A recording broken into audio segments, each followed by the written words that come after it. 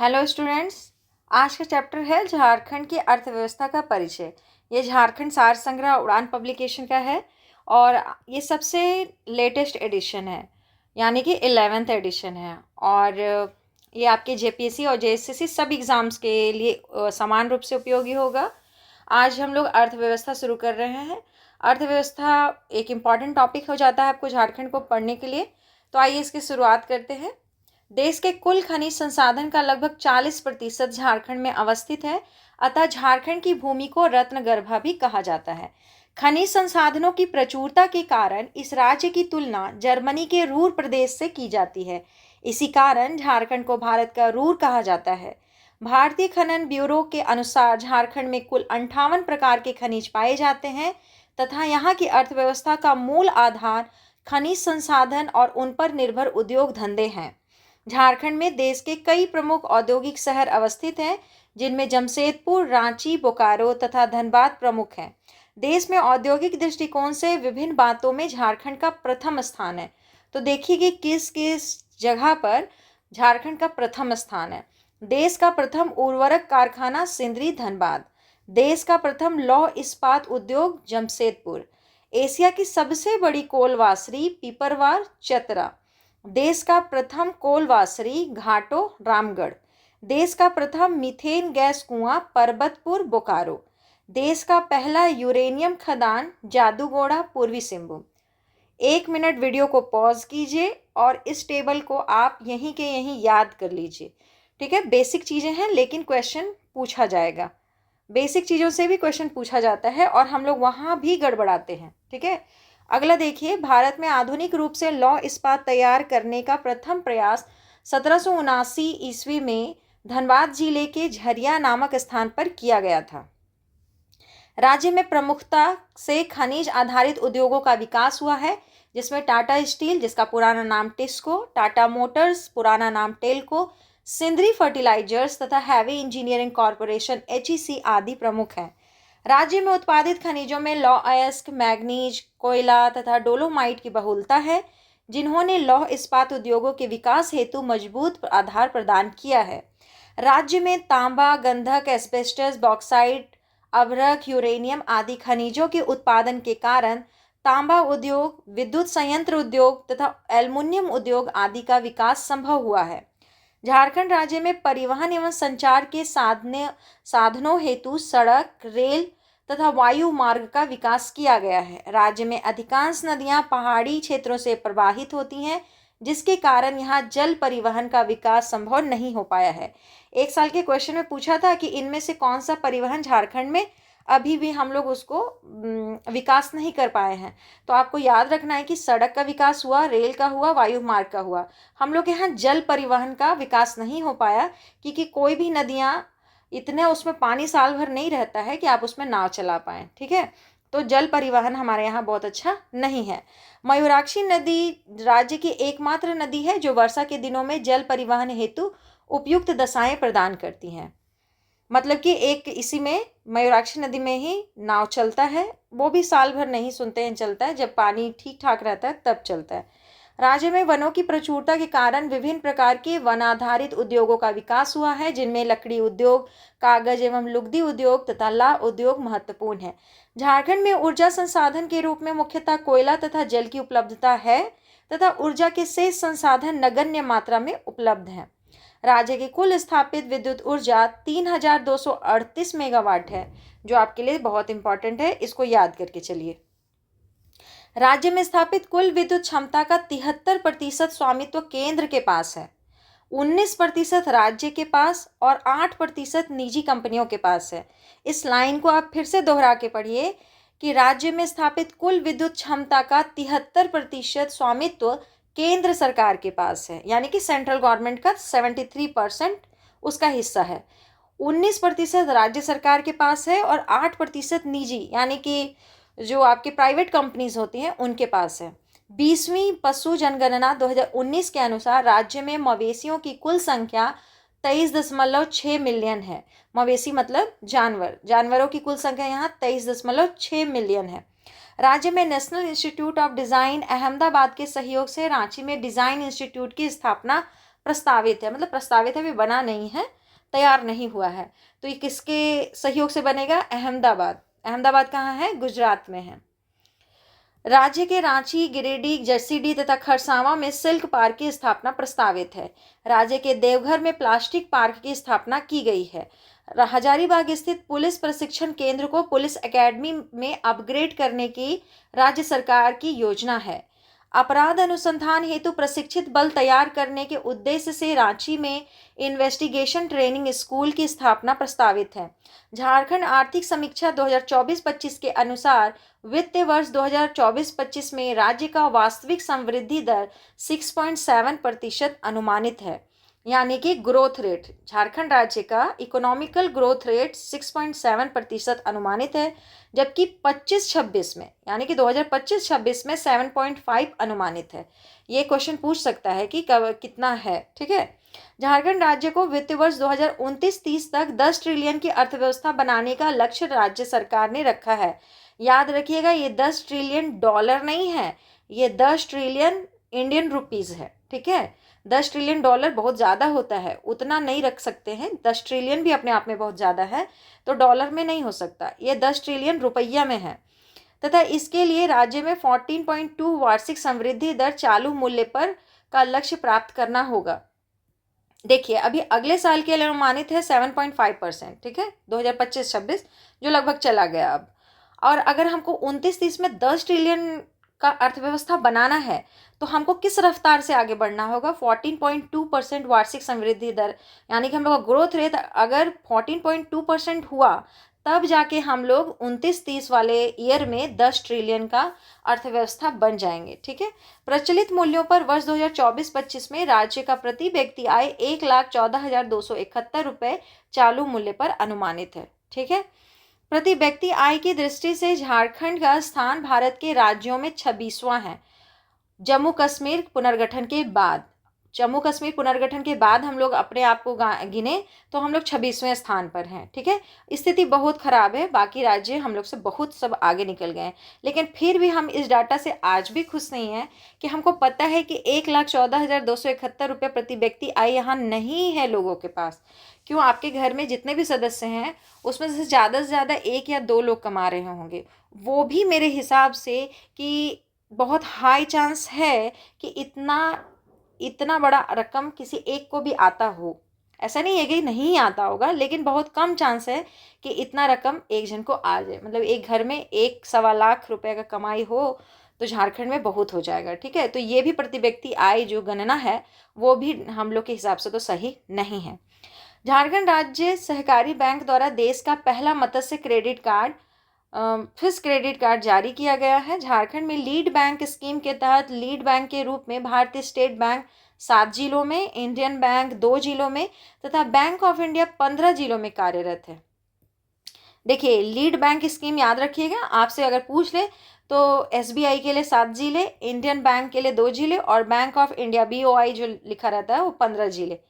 तो इसको याद रखना है। अब हम लोग देखते हैं कि एक टेबल हम लोग को दिया गया है जिसमें बताया गया है कि झारखंड में श्रम शक्ति सहभागिता दर तथा बेरोजगारी दर 2023-24 का रिपोर्ट है, यानी कि डाटा 2023-24 का है, उस हिसाब से आपको बताया गया है। एक बार टेबल देख लीजिए, अगर आपको समझ में आता है तो ठीक, नहीं आता है तो जो हम समझा पाएंगे वो आपको हम समझा देंगे। श्रम शक्ति सहभागिता दर और बेरोजगारी दर, ठीक है। अगर पूछे कि श्रम शक्ति सहभागिता दर क्या होता है तो इंग्लिश में इसको बोलते हैं लेबर फोर्स पार्टिसिपेशन रेट, ठीक है। लेबर फोर्स पार्टिसिपेशन रेट ये क्या मापता है? ये मापता है कि कार्य करने योग्य आयु, पहले तो कार्य करने योग्य आयु कितना होता है, हम लोग जनरली लेके चलते हैं मोटा माटी 15 से लेके 59 या 60, तो चलिए साफ 60 मान लेते हैं क्योंकि रिटायरमेंट एज 60 है। तो हम लोग मान के चलते हैं कि 15 से 60 साल का आदमी काम करने के लायक होता है, और इसी एज में लोग काम करते हैं, काम करने की इच्छा रहती है और काम ढूंढते हैं, ठीक है। 2 बातें हैं कि एक काम करने की इच्छा है, दूसरा काम ढूंढते हैं, और तीसरा एक और चीज़ हो गया कि उनको काम मिलता है कि नहीं मिलता है। तो सुनिए, अगर कोई आदमी काम कर सकता है और वो काम ढूंढ रहा है या काम कर रहा है तो वो श्रम शक्ति भागिता दर के अंतर्गत आएगा, और बेरोजगारी दर के अंदर वो आएंगे जो काम करना तो चाहते हैं लेकिन उनको कोई काम मिलता नहीं है या वो काम उनको नहीं मिल पाया, तो बेरोजगारी दर में वो इंसान चला जाएगा, ठीक है। तो श्रम शक्ति सहभागिता दर को अगर हम डिफाइन करते हुए कहें तो कहेंगे कि यह एक महत्वपूर्ण आर्थिक संकेतक है जो यह मापता है कि कार्य करने योग्य आयु वाले कुल जनसंख्या का कितना प्रतिशत हिस्सा वर्तमान में श्रम बाजार में सक्रिय है। इसमें वे सभी लोग शामिल होते हैं जो या तो वर्तमान में कार्यरत हों, यानी मतलब कि काम कर रहे हों, या सक्रिय रूप से रोजगार की तलाश कर रहे हों। जैसे कि यहाँ पे एक डाटा देखिए, यहाँ पे लिखा है 67.8 कुल और बेरोजगारी दर में लिखा है 1.4। 67.8 को हम मोटे मोटे माने कि तो 68। तो हम आपको समझाते हुए बता देते हैं कि मान लीजिए कि 100 लोग हैं, तो 100 व्यक्ति में से लगभग 68 व्यक्ति ऐसे हैं जो या तो काम कर रहे हैं या काम करना चाहते हैं, काम ढूंढ रहे हैं। ठीक है, काम या तो कर रहे हैं या काम ढूंढ रहे हैं, इसी को बोलते हैं श्रम शक्ति सहभागिता दर। तो 67.8 है, तो हम आपको बोले कि 68, चलिए बोलते हुए चलते हैं। तो 100 में से 68 लोग जो है वो या तो काम ढूंढ रहे हैं या काम कर रहे हैं। और बेरोजगारी दर में है कि 1.4, मतलब इतने लोगों को काम नहीं मिल रहा है। ठीक है, 1.4% लोगों को काम नहीं मिलता है, वो ढूंढ रहे हैं लेकिन नहीं मिल रहा है। अब ग्रामीण में देखिए सहभागिता दर बहुत अच्छा है, 72.7 है, और यहाँ बेरोजगारी दर जो है वो कम है और कितना है 0.6% है। अगर हम इसको समझें तो देखेंगे कि डाटा तो बहुत खूबसूरत लग रहा है कि ग्रामीण में श्रम शक्ति सहभागिता दर बहुत अच्छा है, 72.7। अगर हम इसको कहें तो 73 भी कह सकते हैं, है ना। और यहाँ बेरोजगारी का भी कम है कि बाहर सब काम ढूंढ रहे हैं और सबको काम मिल रहा है। तो देखिए जो गांव का सिनेरियो होता है ना वो बिल्कुल अलग होता है, और आप खुद समझते होंगे कि गांव में जो आबादी होता है, कोई पशुपालन कर रहा है, कोई मत्स्य पालन कर रहा है, लगभग कोई ना कोई काम सब करते ही रहते हैं। ठीक है, तो आप अगर डायरेक्टली जाके कहिएगा कि ये आदमी बेरोजगार है, तो वो बेरोजगार नहीं है, वो कोई ना कोई काम कर रहा है। नहीं कर रहा है तो अपने खेत में ही कुछ ना कुछ काम कर रहा है। ठीक है, गांव में अक्सर एक ही खेत में परिवार के कई सदस्य काम करते रहते हैं, जबकि वहाँ उतने लोगों की ज़रूरत होती नहीं है। आंकड़ों में ये सभी रोजगार युक्त दिखते हैं, भले ही उनकी कमाई कम हो। जब गरीबी सूचकांक आता है तब ये लोग बहुत पीछे चले जाते हैं और सहभागिता दर में बहुत आगे रहते हैं। तो इसका मतलब है कि प्रश्न बेरोजगारी टाइप का जो हम लोग अर्थव्यवस्था में पढ़ते हैं वो हम लोग यहाँ देख सकते हैं। सरकारी योजनाओं के कारण ग्रामीण मजदूरों को स्थानीय स्तर पर काम भी मिल जाता है और वे श्रम शक्ति का हिस्सा बन जाते हैं, तो भी हम लोग गिन लेते हैं कि वाह सबके पास तो काम है, इसलिए इसका डाटा बहुत ज़्यादा है और यहाँ बेरोजगारी दर कम है। जबकि ऐसा खाली देखने में है, पैसा इन लोगों को बहुत ज़्यादा इनकम नहीं होता। शहरी में देखिए कि यहाँ तो बहुत ख़राब डाटा है कि 48.8%, मतलब कहें तो 100 में 49 लोग काम कर रहे हैं या काम खोज रहे हैं, बाकी 6.1 ये ऐसे लोग बैठे हुए हैं या इन लोगों को काम नहीं मिल रहा है। तो देखिए फिर शहर का सिनेरियो अपना अलग हो जाता है। शहर के लोग जनरली जो होते हैं वो अपनी योग्यता के अनुसार वाइट कॉलर जॉब ढूंढते हैं, अच्छी नौकरी ढूंढते हैं। जब तक कि उन लोगों को कोई बढ़िया जॉब नहीं मिल जाए, कोई बढ़िया वेतन नहीं मिल जाए, तब तक वो खुशी खुशी बेरोजगार रहना पसंद करते हैं।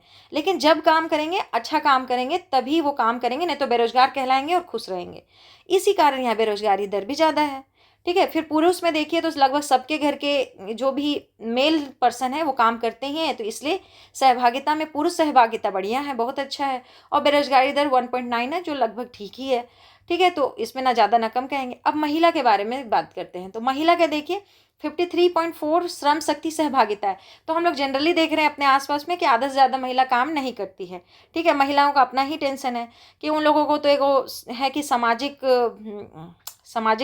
कारण भी वो लोग घर से बाहर नहीं निकलती हैं, कुछ है कि सुरक्षा कारणों की वजह से भी इनका सहभागिता ज़्यादा नहीं रहता, घर पे ही रह जाती हैं, या फिर केवल उच्च नौकरियों की तलाश में रहती हैं कि हाँ बड़ा नौकरी लगेगा तब हम काम करेंगे, और नहीं तो वो लोग भी बेरोजगार रहते हैं।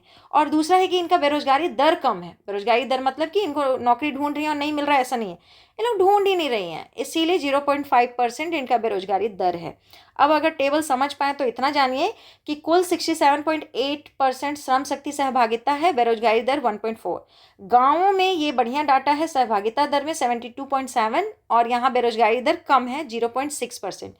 शहरी जो है वो 48.8% है, जो कि अच्छा डाटा नहीं है और अच्छा होना चाहिए। और देखिए शहर के लोगों को तो एक तो अच्छा जॉब भी चाहिए रहता है, और दूसरा आजकल का जो स्थिति है उस हिसाब से कौशल भी तो नहीं है।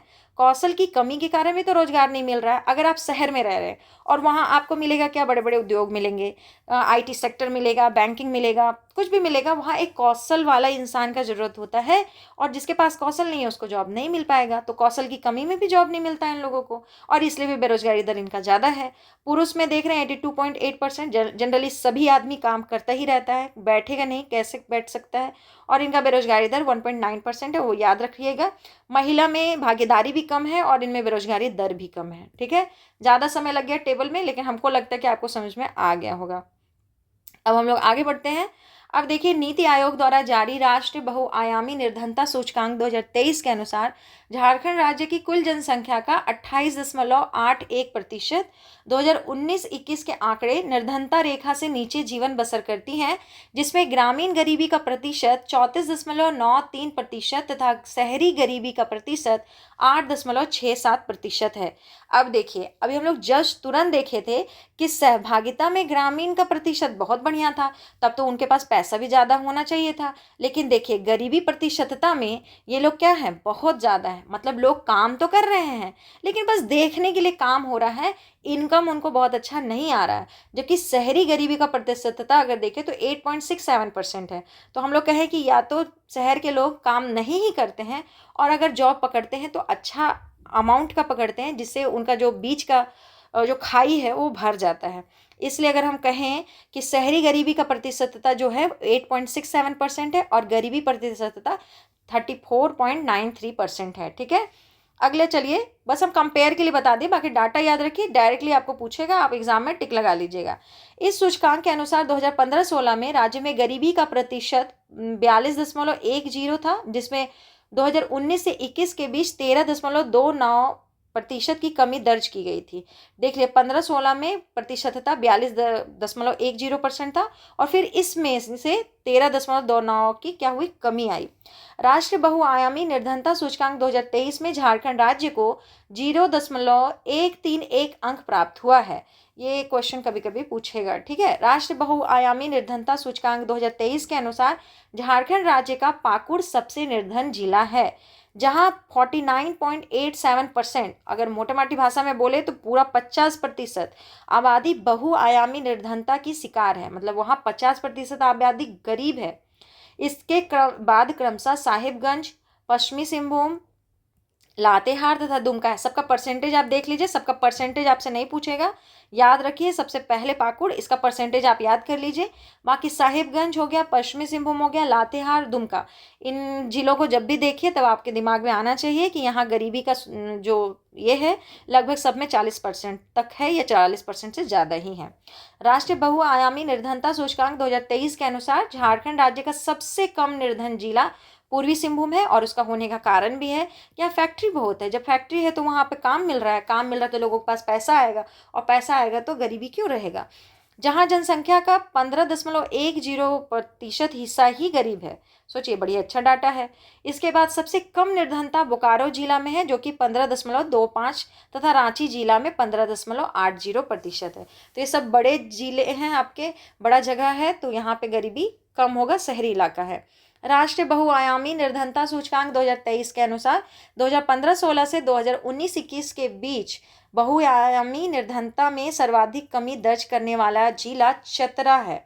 और कितना कम किया है, 23.74% का कमी किया है, जो कि बहुत अच्छा है। तो हम लोग कहेंगे कि अपना निर्धनता को सबसे अच्छा कम करने का काम चतरा किया है। ठीक है, ये याद रखना है हम लोग को।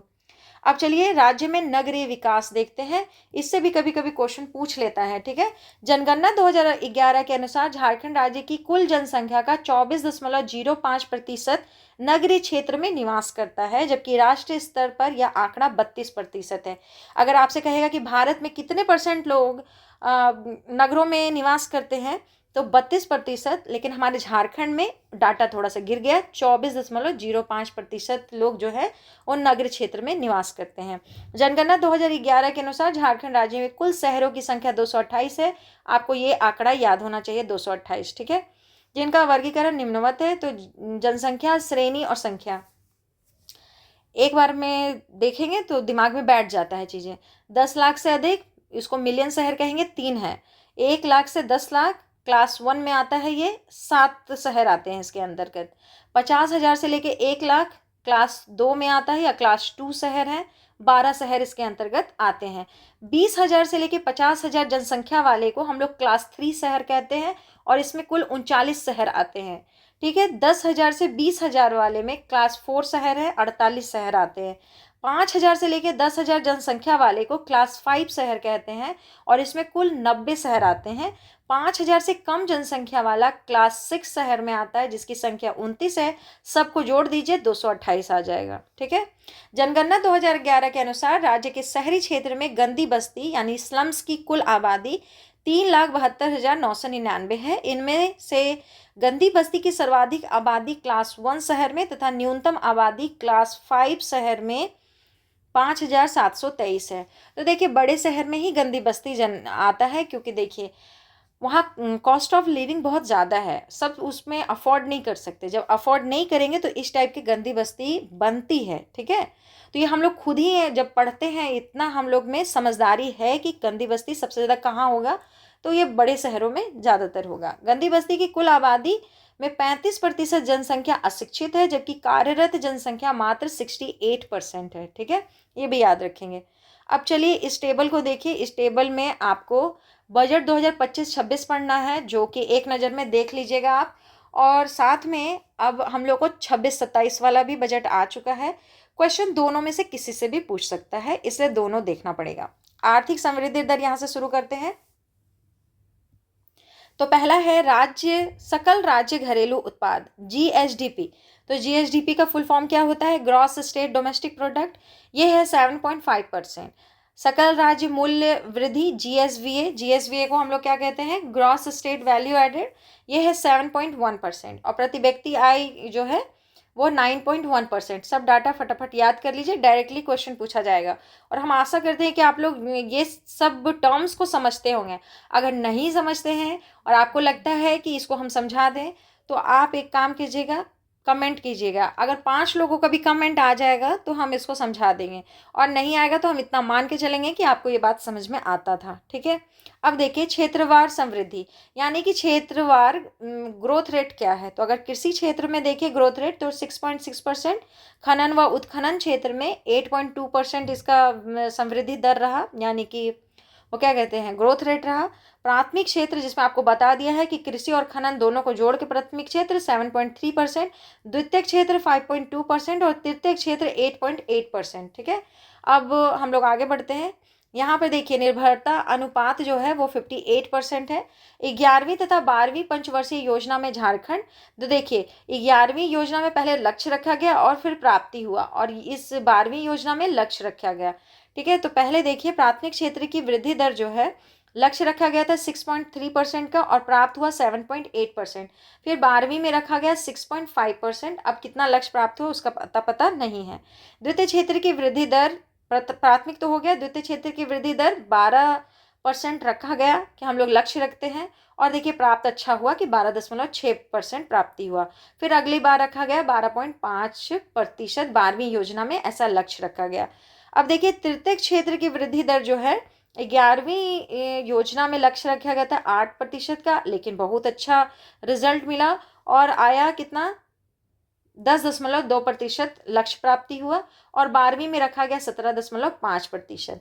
सकल राज्य घरेलू उत्पाद वृद्धि दर 9.8 लक्ष्य रखा गया था, 7.2 हम लोग को प्राप्त हुआ था, और फिर 12वीं योजना में 10% रखा गया था। ठीक है। अब यहाँ से हम लोग देखेंगे विभिन्न क्षेत्रों की समृद्धि दर जीआर एवं जीएसवी में योगदान 2023-24 का। तो देखिए प्राथमिक क्षेत्र में ग्रोथ रेट जो था 7.27% से बढ़ा। ठीक है। और जीएसवीए में इसका योगदान कितना है तो 20.2%। देखिए जीएसवीए अगर पूरा नहीं भी समझ रहे हैं तो थोड़ा बहुत इतना समझते ही होंगे कि अर्थव्यवस्था के अलग अलग क्षेत्रों ने कितना योगदान दिया है। इसके जरिए यह पता चलता है कि कृषि हो गया, उद्योग हो गया, सेवा क्षेत्रों ने राज्य की आय में कितना और कैसा योगदान दिया है। ठीक है। तो हम लोग इसी को जीएसवीए कहते हैं। तो प्राथमिक क्षेत्र कितना योगदान दिया है जीएसवीए में 20.2% का। द्वितीय क्षेत्र अपने आप में समृद्धि दर 5.18% के हिसाब से बढ़ा, और जीएसवीए में ये योगदान दिया 35.4% का। तृतीय क्षेत्र समृद्धि दर 8.75% रहा और ये जीएसवीए में योगदान दिया 44.4%। तो अगर आपसे क्वेश्चन पूछे कि सबसे अच्छा किस जीएसवीए में किसका योगदान है, तो तृतीय क्षेत्र का है। ठीक है, चलिए आगे। और सबसे कम है तो प्राथमिक क्षेत्र का दिख रहा है हम लोग को। अब हम लोग आगे पढ़ेंगे झारखंड में खनिज संसाधन। अच्छा, ये छूट गया ना, इसको आप यहाँ से एक बार देख लीजिए और मेरे हिसाब से इसका डाटा बहुत ज़्यादा याद मत कीजिए, आप अब नया वाला का कीजिए। ठीक है, 2025-26 गया ना, ये 26-27 वाले का। ठीक है, चलिए तो हम लोग इसको आगे बढ़ते हैं। झारखंड में खनिज संसाधन। तो देखिए, झारखंड में खनिज जो है उसको धात्विक खनिज, अधात्विक खनिज और ऊर्जा खनिज में बांटा गया है। धात्विक खनिज जो है उसको दो भाग में बांटा गया है, लौह धात्विक खनिज और अलौह धात्विक खनिज, मतलब कि जिसमें लोहा प्राप्त हो और जो अलौह हो। ठीक है, झारखंड खनिज संसाधन की दृष्टि से भारत का अग्रणी राज्य है। झारखंड को भारत का रूर, रत्नगर्भा, खनिजों का गोदाम जैसे उपनामों से संबोधित किया जाता है। देश के कुल खनिज का लगभग 40% खनिज झारखंड में पाया जाता है। झारखंड में खनिजों की प्रचुरता का मुख्य कारण यहाँ की चट्टानें हैं, जिनमें आर्कियन कालीन चट्टान, आर्कियन क्रम, धारवाड़ क्रम, गोंडवाना चट्टान तथा विंध्यन चट्टान शामिल हैं। विभिन्न खनिजों के संसाधनों की दृष्टि से झारखंड का देश में इस प्रकार स्थान है। तो देखिए, पहला बोल रहा है पहला स्थान, तो हम लोग भारत में किस किस चीज़ में पहला स्थान रखते हैं? प्राइम कोकिंग कोल में हम लोग का पहला स्थान है, मध्यम कोकिंग कोल में हम लोग का पहला स्थान है, पन्ना रॉक फॉस्फेट में झारखंड का भारत में पहला स्थान है। दूसरा स्थान क्या क्या में है? कोयला में दूसरा स्थान है, लौह अयस्क में दूसरा स्थान है, nickel, andalusite, cobalt, semi coking coal और एपेटाइट। ठीक है, और कोयला में यहाँ बता रहा है कि कोयला उत्पादन की दृष्टि से हम लोग चौथे स्थान पर हैं। ठीक है, झारखंड चौथा स्थान है। तीसरा स्थान पर क्या क्या है, यानी कि क्या क्या हम लोग तीसरे स्थान पर बैठे हैं? तो तांबा में हम लोग तीसरे स्थान पर हैं, गैर कोकिंग कोल में तीसरे स्थान पर हैं, ग्रेफाइट और चांदी में भी झारखंड क्या है, तीसरे स्थान पर है। चौथे स्थान पे काइनाइट, क्रोमाइट और एस्बेस्टस है। पांचवें स्थान में वर्मिकुलाइट और बॉक्साइट है। छठे स्थान पर अब्रक, क्वार्ज, पायरोफिलाइट, सोना, मैग्नीजाइट, मोनाजाइट। और सातवें स्थान पे फेल्सपार, गार्नेट, सोपस्टोन और सिलिमेनाइट। आगे बढ़ते हैं। इंडियन मिनरल ईयरबुक 2022 के अनुसार झारखंड में लीज पर खदानों की संख्या 100 है। ठीक है, कितनी है? 100 है 31 मार्च 2022 के हिसाब से। यह देश में लीज पर दिए गए कुल खदानों का 6.50% है। खनिजों रॉयल्टी प्राप्ति के मामले में झारखंड के जिलों में पश्चिमी सिंहभूम, चाईबासा, धनबाद तथा चतरा का स्थान क्रमशः पहला, दूसरा तथा तीसरा है। यानी कि अगर हम कहें तो पश्चिमी सिंहभूम पहले स्थान पे है, धनबाद दूसरे स्थान पे है, चतरा तीसरे स्थान पर है। ठीक है, झारखंड आर्थिक सर्वेक्षण 2024-25 के अनुसार राज्य के कुल सकल मूल्य वृद्धि जीएसवीए में खनन तथा उत्खनन क्षेत्र का योगदान 8% है। 2024-25 के हिसाब से जीएसवीए में खनन तथा उत्खनन क्षेत्र का योगदान 8% है। तो जब हम लोग खनिज पढ़ रहे हैं और हम लोग उद्योग पढ़ने आ रहे हैं तो हम लोग को पता होना चाहिए कि कितना परसेंटेज पर क्या चल रहा है। ठीक है, अब देखिए यहाँ पे एक और टेबल दिया है कि झारखंड राज्य में कुल खनिज उत्पादन आणविक खनिजों को छोड़कर। तो आणविक खनिज में आपका आ जाएगा यूरेनियम और थोरियम, यानी कि आप यूरेनियम और थोरियम को इस लिस्ट से बाहर रखिए। ठीक है, तो विवरण तथा वित्त वर्ष है यहाँ, कुल राशि 1000 में और परसेंटेज में। तो 1000 में हम नहीं पढ़ेंगे, आप उतना डाटा आपको पूछेगा नहीं, मन है आपको तो आप रट लीजिए, आपकी इच्छा, समय आपके पास है तो आप रट लीजिए। भारत का प्रतिशत है यहाँ पे, तो पहले हम लोग देखते हैं यहाँ 2021-22 का पहले दिया है, फिर धीरे धीरे आगे बढ़ा है, आगे बढ़ा नहीं है, पीछे गया है। तो देखिए 2021-22 में भारत का प्रतिशत कितना है? 2.88%। मतलब कि कुल भारत में अगर कोई और लोग भी खनिज का उत्पादन करते हैं तो झारखंड का अपना उनमें साथ कितना देता है, योगदान कितना देता है? 2.88% का। और 2020-21 के अनुसार 1.94% का और 19-20 के अनुसार 1.95% का, यानी कि बढ़ोतरी ही हो रहा है। लगभग 1.95 से थोड़ा सा घटा 1.94 और फिर अब हो गया है 2.88%। तो अच्छा है। आगे बढ़ेंगे हम लोग। इंडियन मिनरल ईयरबुक 2022 के अनुसार चकमक पत्थर, फ्लिंट स्टोन का एकमात्र उत्पादक राज्य झारखंड है। ठीक है, अगर पूछ लिया ऐसा चकमक पत्थर पर तो आप जानिएगा कि झारखंड एकमात्र उत्पादक राज्य है। झारखंड के आर्थिक सर्वेक्षण 2024-25 के अनुसार भारत में कोकिंग कोयला, यूरेनियम तथा पाइराइट का एकमात्र उत्पादक राज्य है। यानी कि एक छत्र राज्य है हम लोग का पूरे भारत में। कोकिंग कोयला के के मामले में, यूरेनियम के मामले में और पाइराइट में हम लोग इकलौते राज्य हैं जो इसका उत्पादन करते हैं। सिंहभूम क्षेत्र में पन्ना अयस्क का भंडार प्राप्त हुआ है। देश में पन्ना का 100% संसाधन झारखंड राज्य में भंडारित है। ठीक है, तो अगर हम लोग पन्ना के बारे में बोले तो झारखंड में अकेले हैं।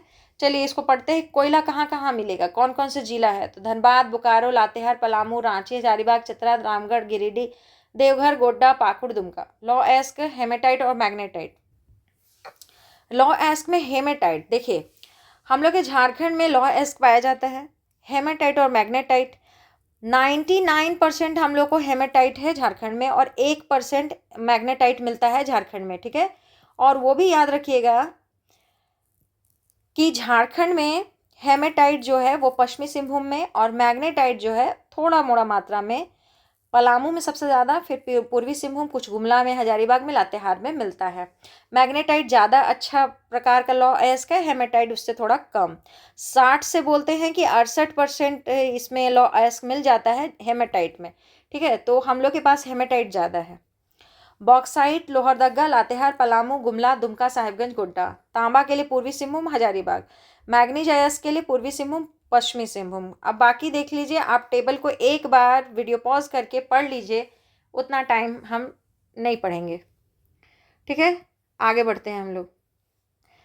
चलिए ये टेबल भी आप वीडियो पॉज कीजिए और पढ़ लीजिए, फिर हम इसको और आगे बढ़ा देंगे और आप इसको याद कर लीजिएगा, क्वेश्चन यहाँ से भी आएगा। ठीक है, और पहले पढ़ने का तरीका क्या है कि पहला जो 1-2 ठो नाम दिया है उस पर ज़्यादा दिमाग लगाइए और बाकी में ध्यान रखिए कि इस बेल्ट में ये चीज़ मिल जाएगा। ठीक है, ऐसे याद किया जाता है। अब हम चूना पत्थर के लिए गढ़वा और पलामू याद करेंगे, थोड़ा बहुत रांची वाले बेल्ट को याद करेंगे, पूरा नहीं याद करेंगे। पूरा याद करेंगे तो सभी समझ आ जाएगा। ठीक है, उसी तरह से इसको धीरे धीरे याद कर लीजिए। चलिए आगे बढ़ेंगे। फिर झारखंड में धात्विक खनिज। लौह धात्विक खनिज, लौह अयस्क, आयरन ओर। सिंहभूम क्षेत्र लौह अयस्क की प्राप्ति का प्रमुख केंद्र है, जिसका विस्तार उड़ीसा के मयूरभंज एवं क्योंझर तक है। धारवाड़ चट्टानों से आच्छादित यह क्षेत्र विश्व का सर्वाधिक लौह भंडार वाला क्षेत्र है। अब इसको पूरा पढ़ना पड़ेगा, अब इसको पूरा पढ़िए। पश्चिमी सिंहभूम का चिरैया नामक स्थान भी लौह अयस्क के भंडारण की दृष्टि से अत्यंत महत्वपूर्ण स्थान रखता है। लौह अयस्क भंडार की दृष्टि से यह भारत का सबसे बड़ा निक्षेपित क्षेत्र है। यहाँ नोवा मुंडी की खान एशिया में लौह अयस्क की सबसे बड़ी खान है। यह खान पसीराबुरु केंदुर क्षेत्र में 300 मीटर ऊंची 2 श्रेणियों में स्थित है। नोवा मुंडी तथा चिरिया के अलावा सिंहभूम क्षेत्र में लौह अयस्क की अन्य खदानें किरीबुरु, पावसीराबुरु, झिलिंगबुरु सभी बादम पहाड़ी में है। गुरु महिशानी, नाटुबुरु, बुंदाबुरु, गुआ, जामदा, बंसिया बुरु, नेतुबुरु, लोकदुबुरु, संसागढ़ा आदि हैं। देश के कुल लौह अयस्क संसाधन का लगभग 26% झारखंड राज्य में निक्षेपित है।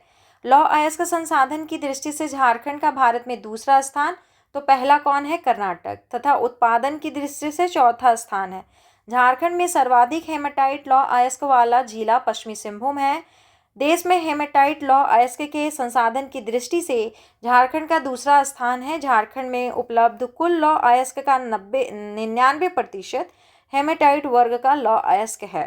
ठीक है, झारखंड में हेमेटाइट वर्ग का लौह अयस्क उत्पादित किया जाता है, जिसमें 60 से लेकर 68% तक लोहे का अंश होता है। राज्य में मैग्नेटाइट लौह अयस्क के संसाधन पूर्वी सिंहभूम, पलामू, गुमला, हजारीबाग तथा लातेहार जिले में है। झारखंड के धनबाद क्षेत्र में पाए जाने वाले गोंडवाना क्रम की चट्टानों में निम्न स्तर का आयरन स्टोन लौह अयस्क पाया जाता है। झारखंड राज्य में पहला लौह अयस्क खान 1924 ईस्वी में सिंहभूम क्षेत्र में प्रारंभ किया गया था।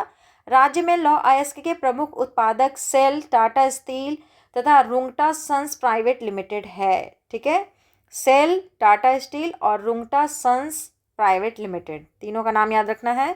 अब चलिए यहाँ से पढ़ते हैं। गोवा अयस्क माइंस, पश्चिमी सिंहभूम, इसके बारे में थोड़ा बात बताया गया है, सुनिए।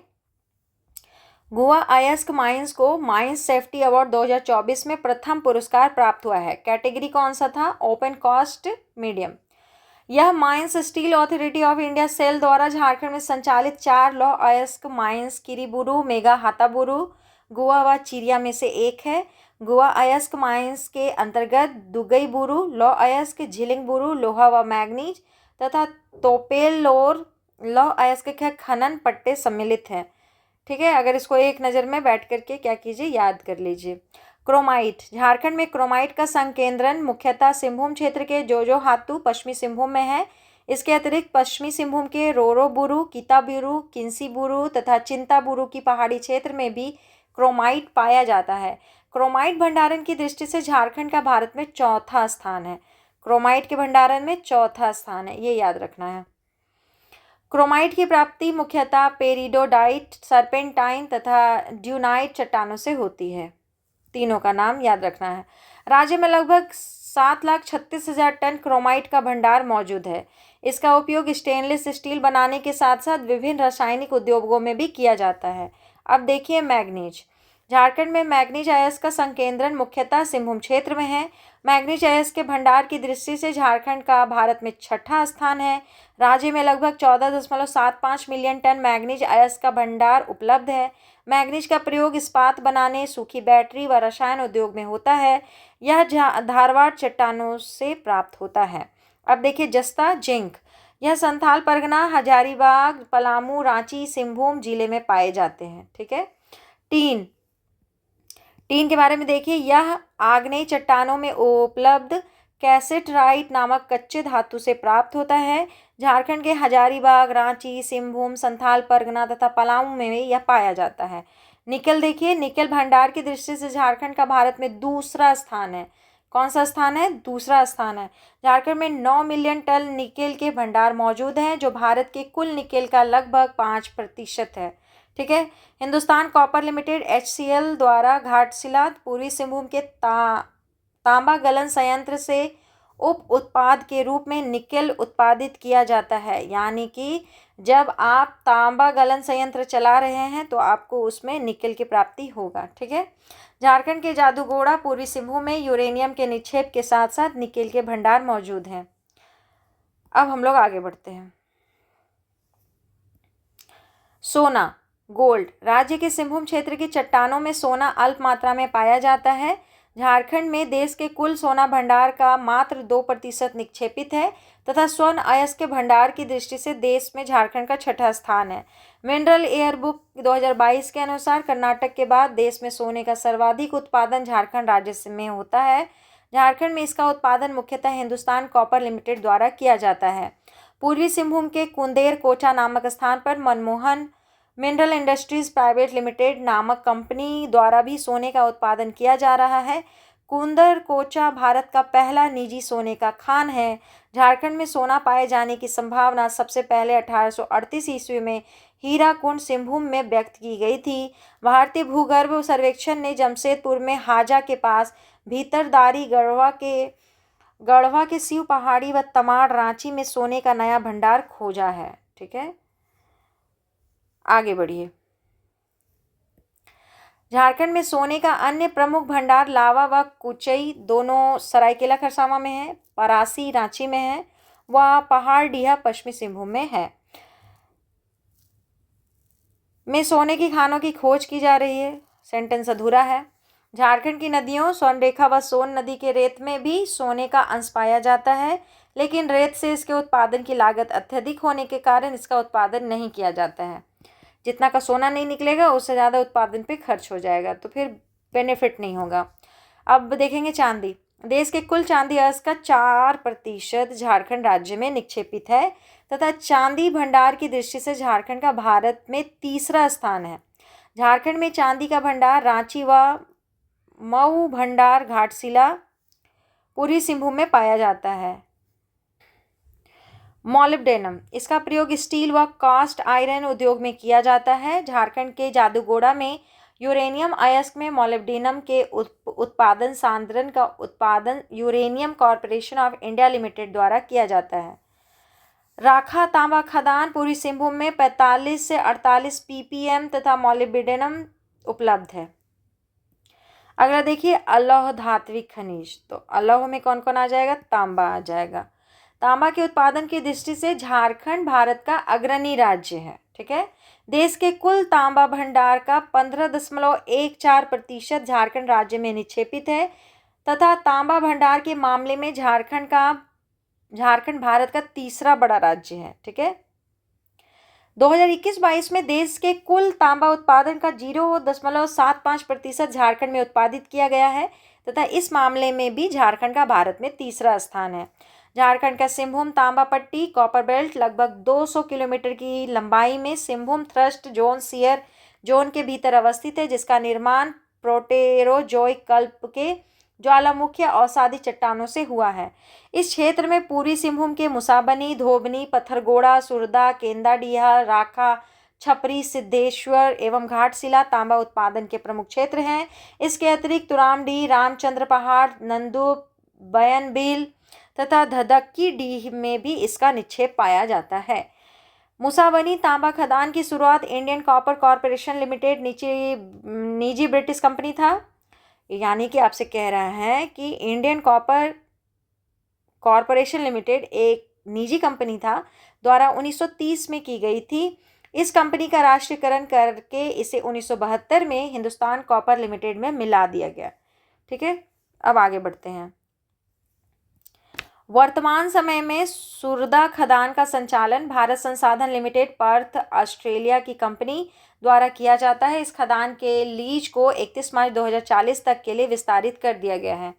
ये याद रखेंगे, राज्य के पूर्वी सिंहभूम जिले में घाटशिला नामक स्थान पर हिंदुस्तान कॉपर लिमिटेड HCL द्वारा तांबा अयस्क का उत्पादन किया जाता है, जबकि इससे गलाने का कार्य HCL की इकाई इंडियन कॉपर कॉम्प्लेक्स द्वारा किया जाता है। इसके अतिरिक्त राज्य के हजारीबाग, गिरिडीह में कहाँ बरगंडा व जरीडीह, संथाल परगना में बैराखी और सैरविल तथा पलामू जिले में भी तांबा की उपलब्धता के प्रमाण मिले हैं।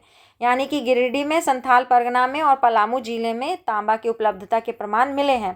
तांबा का उपयोग बिजली के उपकरणों, धातु मिश्रण, विद्युत रेल इंजन, रेडियो प्रसारण, विस्फोटक गोलियों, घरेलू बर्तन, टेलीफोन, रेफ्रिजरेटर आदि के निर्माण में किया जाता है।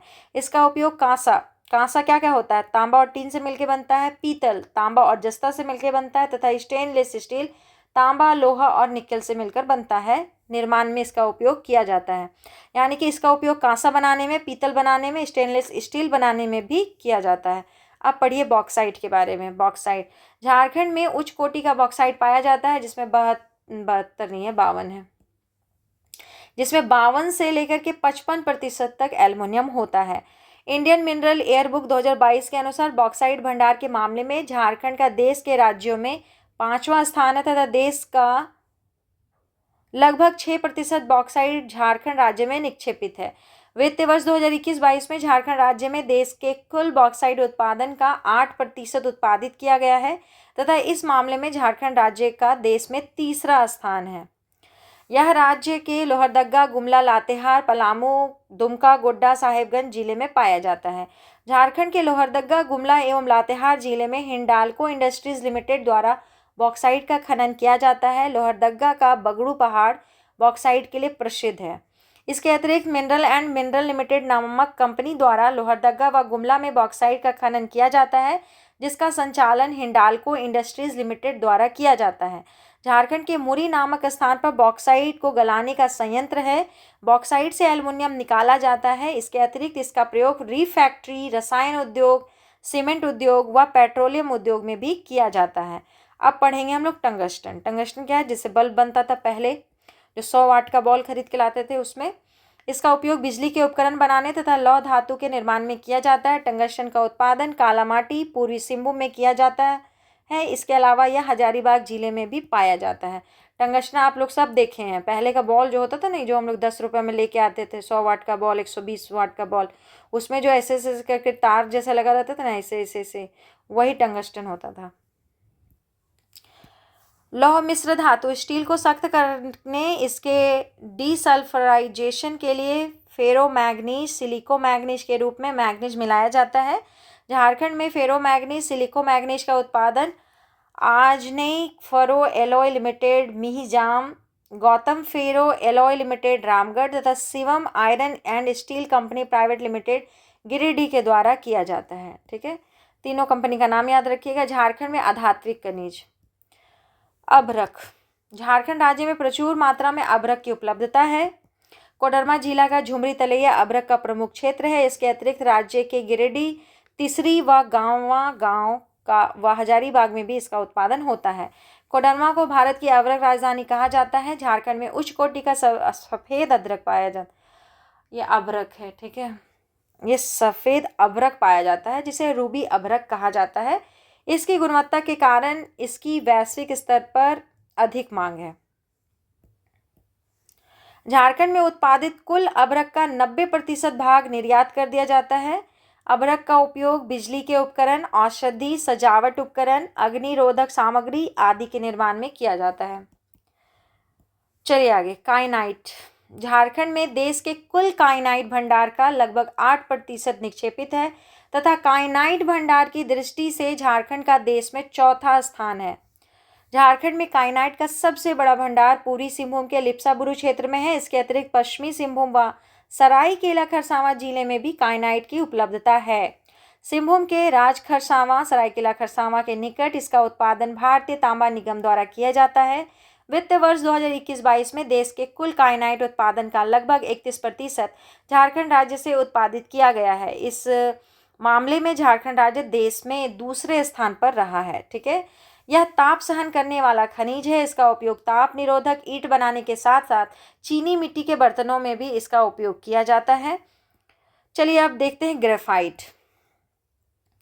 जो पेंसिल से आप लिखते हैं उसके बीच में जो काला काला लंबा सा है जिसको छिल छिल के निकालते हैं वो आपका ग्रेफाइट है। लकड़ी को छोड़ के जो काला पदार्थ है वो आपका ग्रेफाइट है। देश के कुल ग्रेफाइट का लगभग 9% झारखंड राज्य में निक्षेपित है तथा इस मामले में देश के राज्यों में झारखंड का तीसरा स्थान है। वित्त वर्ष 2021-22 में ग्रेफाइट उत्पादन की दृष्टि से झारखंड का तीसरा स्थान रहा है। यह पलामू में सर्वाधिक पाया जाता है। इसके अतिरिक्त लातेहार व गढ़वा में भी ग्रेफाइट पाया जाता है। पलामू में कोजरूम, मारोमार तथा बारेसनर इसकी प्रमुख खदानें हैं। यह कार्बन का एक रूप है जिसे काला सीसा भी कहा जाता है। इसका उपयोग उच्च ताप सही उद्योगों मतलब कि रिफैक्ट्री इंडस्ट्री में किया जाता है। झारखंड में ग्रेफाइट की प्रमुख उत्पादक कंपनियां तमिलनाडु मिनरल लिमिटेड पलामू में, Parijat mining industries private limited Latehar में तथा कृष्ण कुमार पोदार पलामू में है। ठीक है, अब हम लोग आगे बढ़ते हैं। चूना पत्थर यानी कि लाइमस्टोन। चूना पत्थर सामान्यतः विंध्य क्रम की चट्टानों में प्रचुर मात्रा में पाया जाने वाला खनिज है। यह हजारीबाग, रांची, सिंहभूम, पलामू, बोकारो, धनबाद, गढ़वा, गिरिडीह, गोड्डा, लातेहार, पूर्वी सिंहभूम व पश्चिमी सिंहभूम में पाया जाता है। इसका उपयोग सीमेंट बनाने के साथ साथ लौह इस्पात उद्योग में भी किया जाता है। राज्य में चूना पत्थर की प्रमुख उत्पादक कंपनी ACC लिमिटेड है। ACC पूरा रोड में नहीं लिखा रहता है, चारों तरफ अपना प्रचार करके रखते हैं लोग। डोलोमाइट, यह एक प्रकार का चूना पत्थर ही है जिसमें मैग्नीशियम कार्बोनेट 40% व कैल्शियम कार्बोनेट 60% प्रचुर मात्रा में उपलब्ध होता है। पलामू जिला के डाल्टनगंज, मेदिनीनगर व गढ़वा में डोलोमाइट पर्याप्त मात्रा में उपलब्ध है।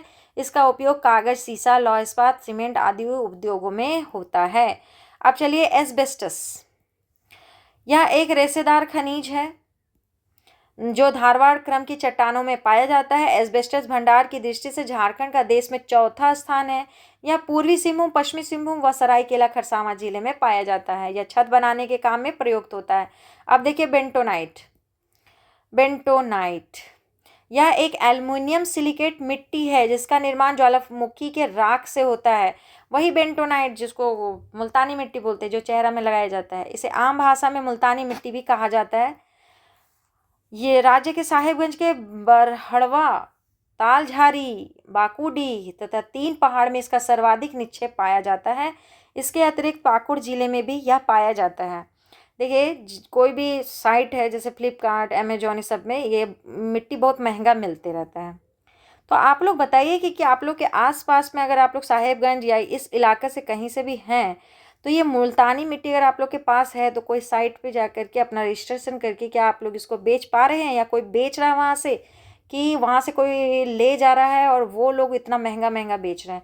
आप साइट पर जाके देखिए, मुल्तानी मिट्टी का दाम बहुत ज़्यादा है, बहुत ज़्यादा। मतलब सबका अपना प्रोडक्ट है, सबका कहना है कि मेरा सबसे अच्छा है और उसमें सबका दाम अलग अलग है, लेकिन है तो मिट्टी ही और दे तो रहे हैं रॉ मिट्टी ही। तो क्या अंतर होता होगा वो हमको समझ में नहीं आता। लेकिन एक बार अगर आप लोग बताएं कि आप लोग के इलाका में ऐसा कोई इंडस्ट्री चल रहा है कि नहीं चल रहा है, और अगर चल रहा है तो उन लोग किस तरह से इसको बेच रहे हैं। ठीक है, अगर कुछ जानकारी हो तो ज़रूर बताइएगा। इसका प्रयोग सौंदर्य सामग्री, कागज उद्योग, डिटर्जेंट निर्माण तथा अभियांत्रिकी में किया जाता है। ठीक है। ग्रेनाइट, रांची के तुपुदाना के पास ग्रेनाइट की उपलब्धता है, ग्रेनाइट की उपलब्धता है, परंतु अभी तक इसका पर्याप्त खनन नहीं हो पाया है। झारखंड के दुमका, गिरिडीह, जामताड़ा, देवघर, हजारीबाग, कोडरमा, धनबाद, लोहरदगा, गुमला, पलामू, गोड्डा आदि जिलों में भी ग्रेनाइट पाया जाता है। इसका प्रयोग भवन निर्माण के क्षेत्र में किया जाता है। झारखंड में ग्रेनाइट के उपलब्ध प्रकार tiger skin, Mayurakshi blue, Sawan rose, English teak, black granite, black cheetah, black zebra. चलिए, सोप स्टोन व क्वार्ट्ज यह झारखंड के संपूर्ण छोटा नागपुर क्षेत्र के साथ साथ कुछ अन्य जिलों में भी उपलब्ध है। अब आ गए हम लोग कोयला। झारखंड में ऊर्जा खनिज। कोयला, झारखंड भारत में सर्वाधिक कोयला भंडार वाला राज्य है। झारखंड में कोयला की खदानें गोंडवाना क्रम की चट्टानों में निक्षेपित है, जिसके कारण यहाँ के कोयला संसाधन को गोंडवाना कोयला भी कहा जाता है। इंडियन मिनरल एयरबुक 2022 के अनुसार कोयला के भंडार की दृष्टि से उड़ीसा के बाद झारखंड का देश में दूसरा स्थान हो गया है, क्योंकि उड़ीसा में कुछ रिजर्व्स उन लोग को मिले हैं नए। इसके बाद हम लोग का स्थान अब दूसरा हो गया है। यद्यपि पूर्व में झारखंड कोयला भंडार के मामले में प्रथम स्थान पर था, परंतु उड़ीसा में कोयले के नए भंडार मिलने के बाद झारखंड का स्थान दूसरा हो गया है। इंडियन मिनरल ईयरबुक 2022 के अनुसार 1/4/2022 को झारखंड राज्य में कुल कोयला भंडार 86,660 मिलियन टन था। कोयला डायरेक्टरी 2022-23 के अनुसार यह बढ़कर 1/4/2023 को 87,838 मिलियन टन हो गया है। इंडियन मिनरल एयरबुक 2022 के अनुसार देश के कुल कोयला भंडार का 23.98%, यानी कि बोलचाल में हम लोग 24% बोल सकते हैं, झारखंड राज्य में पाया जाता है। उड़ीसा में 24.38%, जबकि झारखंड सरकार के विभागीय आंकड़ों के अनुसार देश का लगभग 27.3% गैर अद्यतन आंकड़ा कोयला झारखंड राज्य में पाया जाता है। देखिए, कोई कुछ भी कहे, जो हम लोग का झारखंड सरकार कहेगा हम लोग वही मान के चलेंगे, क्योंकि वो उसी हिसाब से क्वेश्चन बनाएगा और वो उसी हिसाब से आंसर हम लोग को लगाना पड़ेगा। तो जो मेरा झारखंड सरकार कहेगा कि हम लोग पहले स्थान पे है तो पहले स्थान पे, दूसरे स्थान पे तो दूसरे स्थान पे, 23% है तो 23% है, 27% है तो 27% है। ठीक है, जितना हम लोग का झारखंड सरकार कह के चलेगा हम लोग उतना रट के चलेंगे। ठीक है। इंडियन मिनरल ईयरबुक 2022 के अनुसार झारखंड राज्य में देश के कुल कोयला उत्पादन का 16.71% उत्पादित किया गया है। कोयला उत्पादन की दृष्टि से उड़ीसा 24%, छत्तीसगढ़ 20% व मध्य प्रदेश 18% के बाद झारखंड 16.71% के साथ चौथे स्थान पर है। ठीक है, अब हम लोग आगे बढ़ते हैं। झारखंड में कोयला उत्पादन की स्थिति। कोयला उत्पादन तथा वर्ष यहाँ दिया हुआ है, 2021-22, 2020-21 और 2019-20, लगातार 3 साल को इन लोग कंपेयर करके देखे हैं। ठीक है, तो मिलियन टन में अगर देखें 2021-22 का तो 1,30,105 टन इन लोग उत्पादन किए, और ये पूरा भारत देश का 16.72% इनका भागीदारी था। और भारत में रैंक हमारा कितना था? 4%। प्रथम 4 रैंक कौन कौन आया? हम लोग चौथे हैं, तो उड़ीसा फर्स्ट आया, मध्य प्रदेश सेकंड, छत्तीसगढ़, फिर झारखंड। ठीक है, 2020-21 में यही आंकड़ा कितना था? 1,19,295 मिलियन टन था, और भारत में कुल उत्पादन का 16.65% भागीदारी था। उस समय भी हम लोग चौथे स्थान पर थे। तो पहला कौन था? देखिए, इन लोग का अपने में सबका वो क्या कहते हैं, रैंकिंग चेंज हुआ है। तो छत्तीसगढ़ अब सबसे आगे आ गया, उड़ीसा, मध्य प्रदेश, झारखंड। हम लोग उल्टा चल रहे हैं, क्योंकि इधर से 21, फिर 20, फिर 19, मतलब कि आप समझ पाए होंगे कि हम लोग उल्टा चल रहे हैं। अगर ऐसे चलेंगे तो बोलेंगे 19, 20, 21। ठीक है, तो इधर देखिए 19-20 में 2019-20 में ये कितना है, 1,31,763 मिलियन टन इनका उत्पादन हुआ हम लोग झारखंड का। पूरे भारत में हम लोग का भागीदारी रहा 18.02% का। स्थान थे हम लोग तब तीसरे स्थान पे। सबसे पहले था छत्तीसगढ़, फिर उड़ीसा, फिर झारखंड, फिर मध्य प्रदेश। तो उड़ीसा अपने आप को बहुत अच्छा आगे बढ़ा रहा है, हम लोग उड़ीसा से सीखना चाहिए। देखिए उड़ीसा यहाँ दूसरे में है, फिर पहले में भाग के चला गया। मध्य प्रदेश भी अपना स्थिति सुधारा है, तो हम लोग को भी प्रोडक्शन में अपना स्तर बढ़ाना पड़ेगा, है ना। तो इस रिपोर्ट के अनुसार झारखंड राज्य में कुल 171 कोयला खदान 2021 की रिपोर्ट के अनुसार 113 थे, जो देश में सर्वाधिक है। पूरे देश में कुल 533 कोयला खदान है, ठीक है। झारखंड में अवस्थित 171 कोयला खदान में से 92 ओपन कास्ट, 66 भूमिगत तथा 13 मिश्रित खदानें हैं। राज्य के कुल कोयला उत्पादन का लगभग 95% उत्पादन दामोदर घाटी कोयला क्षेत्र में होता है। दामोदर घाटी कोयला क्षेत्र कोकिंग कोल का 99% उत्पादन करता है। इसका विस्तार पश्चिम से पूर्वी लातेहार से पूर्व में धनबाद जिला तक है। इसका विस्तार पश्चिम में पूर्वी लातेहार से पूर्व में धनबाद जिला तक है, ऐसे पढ़ेंगे इसको।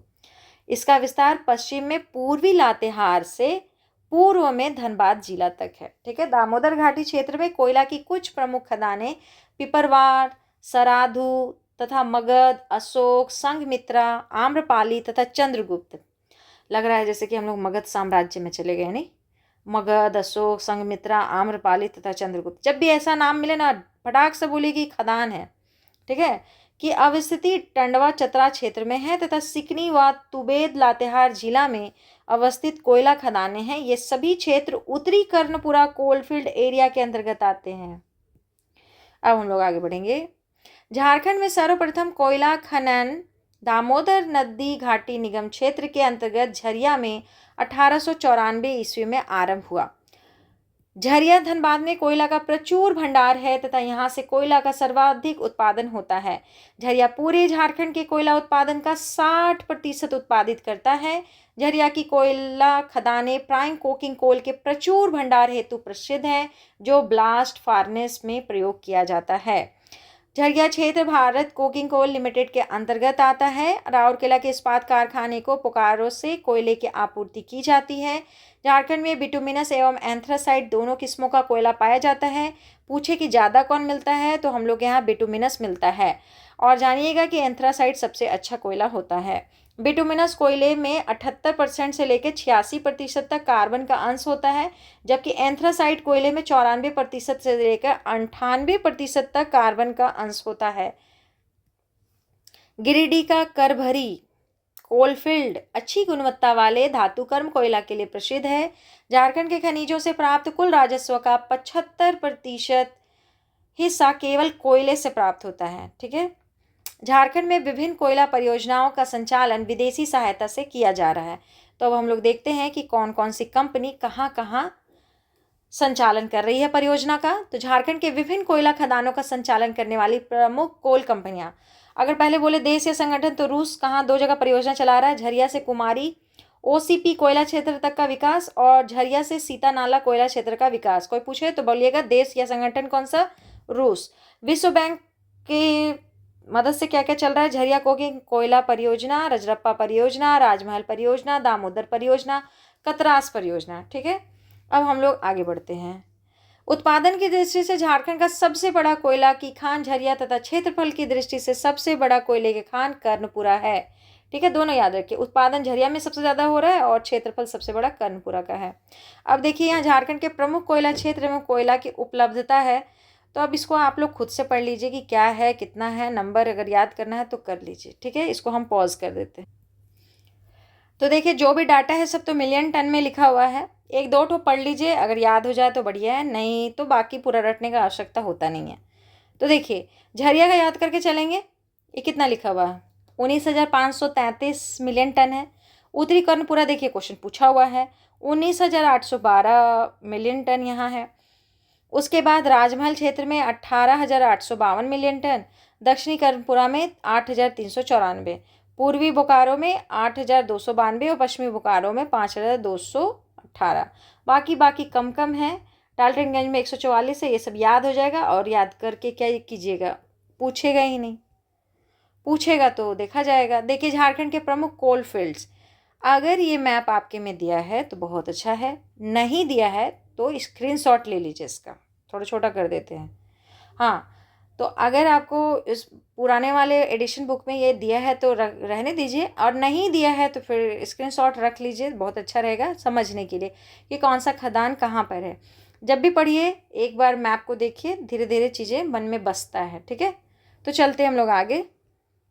झारखंड राज्य में कुल कोयला भंडार की स्थिति क्या है? ठीक है, तो झारखंड राज्य में कुल कोयला भंडार की स्थिति मिलियन टन में 1/4/2023 के अनुसार, ठीक है, जो भी है मिलियन टन में है। जो भी पढ़ेंगे मिलियन टन में पढ़ेंगे। अभी प्रमाणित मतलब कि पूरा प्रूव्ड है कि इतना तो है कम से कम। तो ये कितना है? 55,749 मिलियन टन। सूचित है 26,994। अनुमानित मतलब कि ये थोड़ा सा अनुमानित रहता है, और कुल को जोड़ दीजिए तो 87,838 होता है। झारखंड के विभिन्न कोयला खदानों का संचालन करने वाली प्रमुख कोल कंपनियां कौन कौन है? तो Bharat coking coal limited BCCL Jharia क्षेत्र के लिए है। Central coalfield limited CCL Bokaro, Giridih, Ramgarh, उत्तरी कर्पूरा तथा दक्षिणी कर्पूरा में है। और eastern coalfield limited ECL Mugma और राजमहल। देखिए इसको याद करने की जरूरत पड़ता नहीं है क्योंकि हम लोग खुद बैठे हैं झारखंड में और अपने आसपास में सब काम करते हैं, तो इतना तुम लोगों को याद हो जाता है कि कौन सा एरिया ECL में आता है, कौन CCL में आता है। ठीक है, तो उसको रटने का जरूरत अगर आपको पड़ता है तो 2 मिनट में रट लीजिए, बाकी हम लोग को जरूरत नहीं पड़ता। सेंट्रल कोलफील्ड्स लिमिटेड CCL राज्य में बोकारो के कथारा व स्वांग तथा रामगढ़ के रजरप्पा व केदला में कोल वासरी का भी संचालन करता है। पचवारा दक्षिणी कोल ब्लॉक दुमका लिग्नाइट कोयला की खदान है जिसके संचालन की जिम्मेदारी नेवेली उत्तर प्रदेश पावर लिमिटेड को दी गई है। यहाँ से प्रतिवर्ष 11 मिलियन टन लिग्नाइट कोयला का उत्पादन किया जाएगा। झारखंड में कोयले के 4 प्रकार प्राइम कोकिंग, मध्यम कोकिंग, अर्ध कोकिंग तथा गैर कोकिंग पाया जाता है। ठीक है, अगला है झारखंड राज्य में विभिन्न कोयला के भंडार की स्थिति मिलियन टन में। इसको भी देखिए, कोयला प्रकार तथा मात्रा देखिए, प्राइम कोकिंग कोल, मध्यम कोकिंग कोल, अर्ध कोकिंग कोल, गैर कोकिंग कोल और कुल। तो इसमें हम लोग सबसे पहले देखेंगे प्राइम कोकिंग कोल। डाटा आप देख लीजिए, 100% है, मतलब एक छत्र राज्य झारखंड का। मध्यम कोकिंग कोल में 90% झारखंड से उत्पादित होता है। अर्ध कोकिंग कोल में 44% और गैर कोकिंग कोल में 17%, और कुल बोले तो 24%। वो तो हम लोग जानते हैं। भारत में रैंक है, प्राइम कोकिंग कोल में फर्स्ट हम लोग का प्रथम रैंक है, मध्यम कोकिंग में प्रथम रैंक है, अर्ध कोकिंग में हम लोग झारखंड का स्थान दूसरा है, और गैर कोकिंग में भी तीसरा है, और कुल में अगर कहें तो समूचा रूप में दूसरे स्थान पर है। ठीक है, आगे बढ़ते हैं हम लोग। कोकिंग तथा अर्ध कोकिंग कोयले का प्रयोग उद्योगों में मुख्यतः चौक, भट्टी, ब्लास्ट फर्नेस में किया जाता है, जबकि गैर कोकिंग कोयले का प्रयोग स्पंज, लोहा, ताप शक्ति, रेलवे, सीमेंट, खाद, ईंट भट्टी व घरेलू ईंधन आदि में प्रयोग किया जाता है। प्राइम कोकिंग कोल, झारखंड राज्य देश में प्राइम कोकिंग कोल का एकमात्र उत्पादक है। प्राइम कोकिंग कोल का विश्व में सर्वाधिक उत्पादन झरिया क्षेत्र धनबाद में किया जाता है। झारखंड में प्राइम कोकिंग कोल का भंडार लगभग 5,313 मिलियन टन है, जो देश के कुल कोकिंग कोल का लगभग 100% है, मतलब 100% है। इसके अलावा देश के कुल मध्यम कोकिंग कोल का 90%, कोकिंग कोल का 44% एवं गैर कोकिंग कोल का 18.4% झारखंड राज्य में ही निक्षेपित है। कोकिंग कोयले का प्रयोग धातु कर्म कार्य में किया जाता है। यूरेनियम, यह एक आणविक खनिज है। ठीक है, यह सिंहभूम सियर जोन की चट्टानों में निक्षेपित है। झारखंड के विभिन्न यूरेनियम खदानों का संचालन यूरेनियम कॉर्पोरेशन ऑफ इंडिया द्वारा किया जाता है, जिसकी स्थापना 4 अक्टूबर 1967 को परमाणु ऊर्जा विभाग के अंतर्गत एक सार्वजनिक उपक्रम के रूप में किया था। Uranium corporation of India Jharkhand में यूरेनियम की 6 भूमिगत खदानों तथा एक ओपन कास्ट खदान का संचालन करती है। यूरेनियम के लिए हम लोग झारखंड एकमात्र है। झारखंड में यूरेनियम के प्रमुख खदानों की अवस्थिति, कौन कौन से खदान हैं, कहाँ कहाँ हैं, कैसे कैसे उनका कुछ इंपॉर्टेंस है, तो वो लिखा हुआ है बगल में। खदान का सबसे पहले नाम पढ़िए। खदान का स्थान है जादूगोड़ा, जिला पूर्वी सिंहभूम। प्रारंभ हुआ था 1967 में। कौन सा प्रकार है, तो ये भूमिगत है। ठीक है, यहाँ से प्राप्त अयस्क को प्रसंस्करण हेतु जादूगोड़ा मिल में भेज दिया जाता है। यह भारत की पहली यूरेनियम खदान है। नरवा पहाड़, पूर्वी सिंहभूम, 1995, ये भूमिगत है।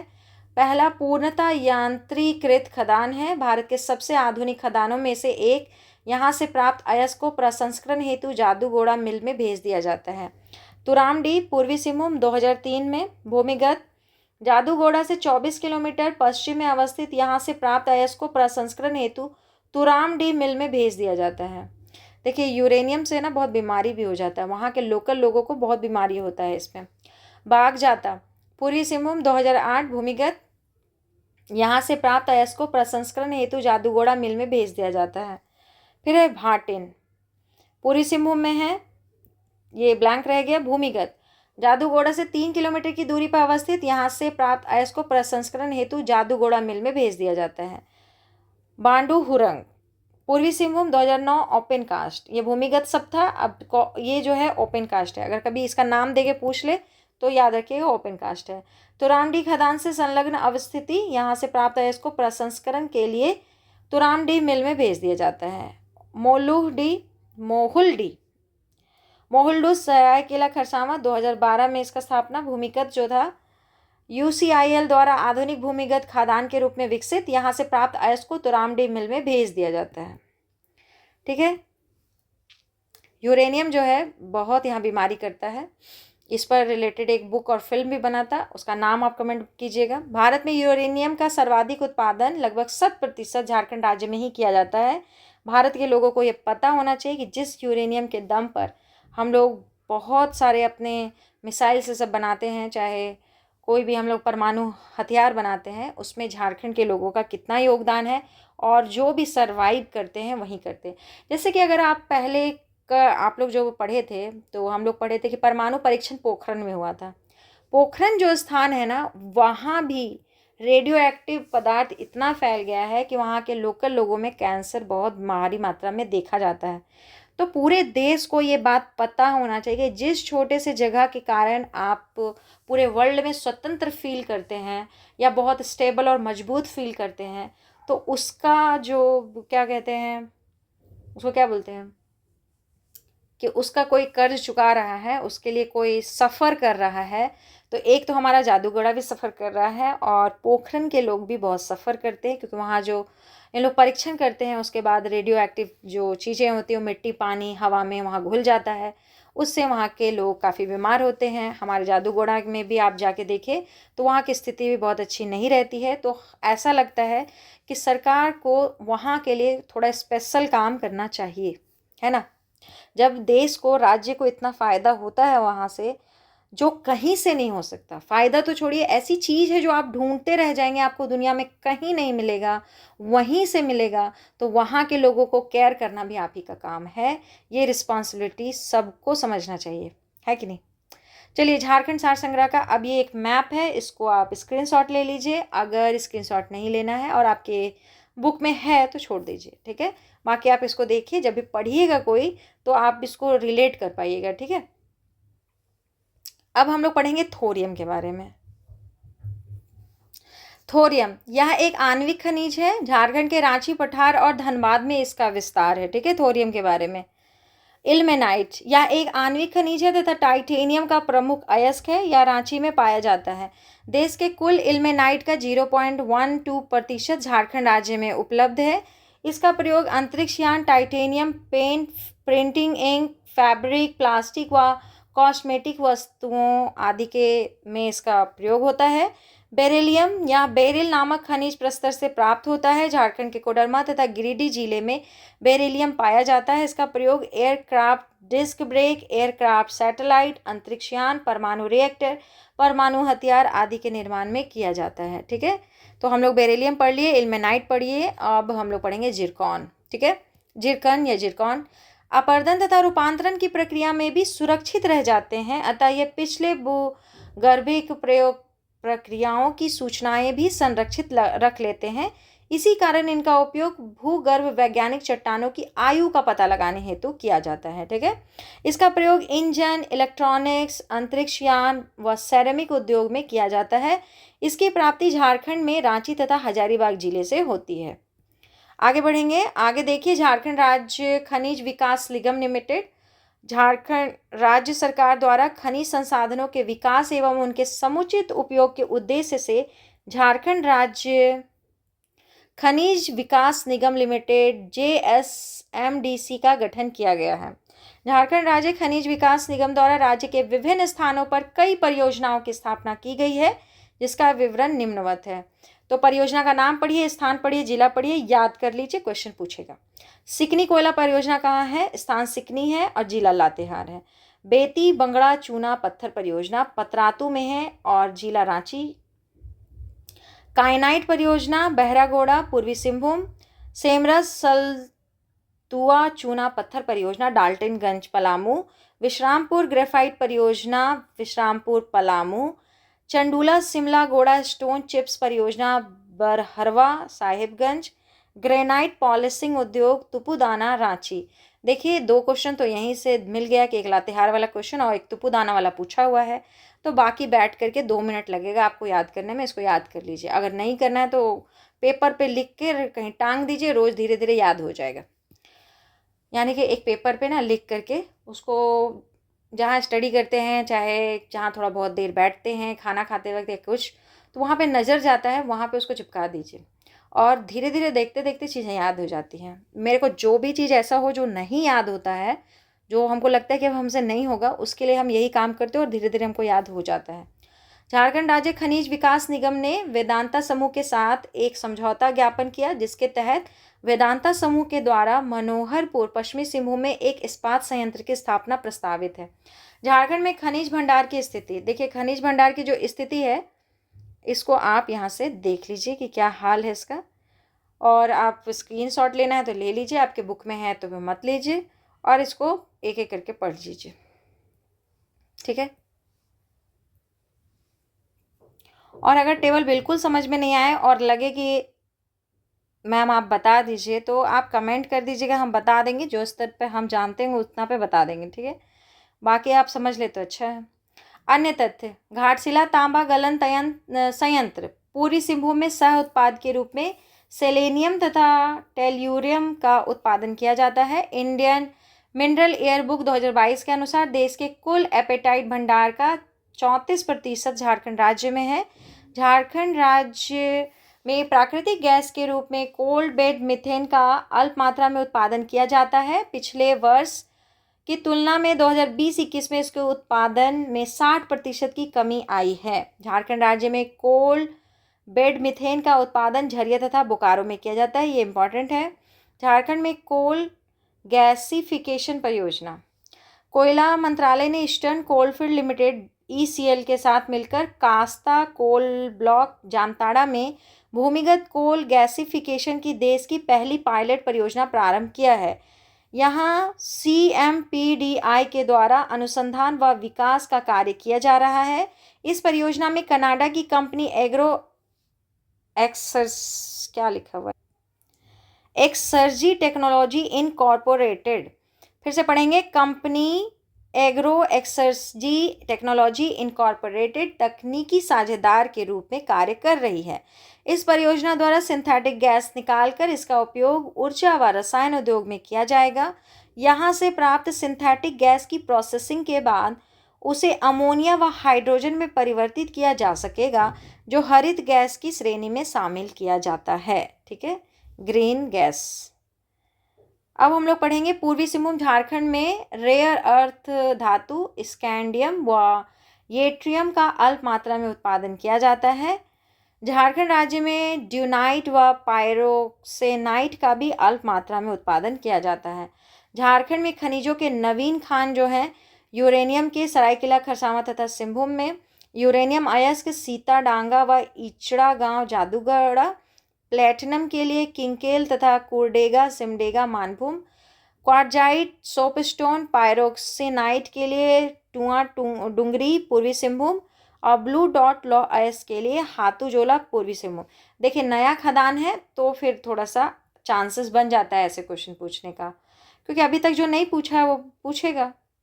झारखंड के खनिज संसाधन, यहाँ इतना सिंबल दिया है, इतना सिंबल दिया है कि समझ में नहीं आता। बाकी आपकी मर्जी, आप यहाँ से सारा सिंबल भी एक बार देख लीजिए और मैप में भी देख लीजिए कि कौन क्या है, कहाँ है। बाकी हम तो इसको पढ़े तो हमको नहीं समझ में आया, मतलब आया, जितना देर हम इसका सिंबल डिकोड करेंगे उससे जल्दी याद हो जाएगा, यही बात है और कोई नहीं। अगर आपको होता है तो आप बहुत बढ़िया है, जितना देर हम सिंबल डिकोड करें उससे जल्दी हमको पहले ही दिमाग में रहता है कि हाँ ये चीज़ इस साइड होगा। बाकी आपकी इच्छा, यह देख लीजिए। बाकी स्क्रीनशॉट लेना है तो आप इसको ले सकते हैं, ठीक है। ये हुआ अब ख़त्म, ठीक है। इसी के साथ इसको यहाँ समाप्त कर रहे हैं। अगर वीडियो ठीक लगा हो तो आप इसको लाइक कर दीजिएगा, चैनल सब्सक्राइब कर लीजिएगा, और फिर हम लोग इसके बाद के चैप्टर्स को पढ़ के ख़त्म करेंगे। धन्यवाद।